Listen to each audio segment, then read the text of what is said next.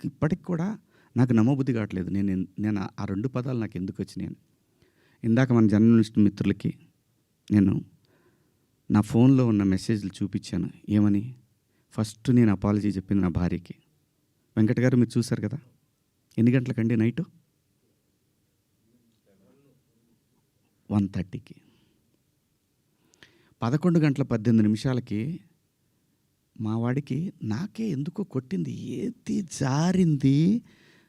క్షమాపణ చెప్దామని చెప్పి బాత్రూంలో ఇంట్లో వాళ్ళందరూ బాధపడుతుంటే బాత్రూంలో షూట్ చేసి నేను మా వాడికి పంపించా. అది మీకు కూడా వినిపించాను వెంకట్ గారు, వేణు మీకు వినిపించాను. ఈ వీడియో కాదు, ఇప్పుడు చూస్తున్న వీడియో కాదు. అంతకుముందే ఆ వీడియో 11:18 ఉంది. నేను మా ప్రసాద్‌కి పంపించా.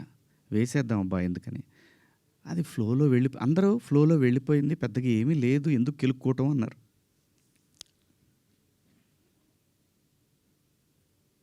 సో కర్మ ఎలా కాలిందో తెలీదు. కర్మ ఎవరిని వదిలిపెట్టదు.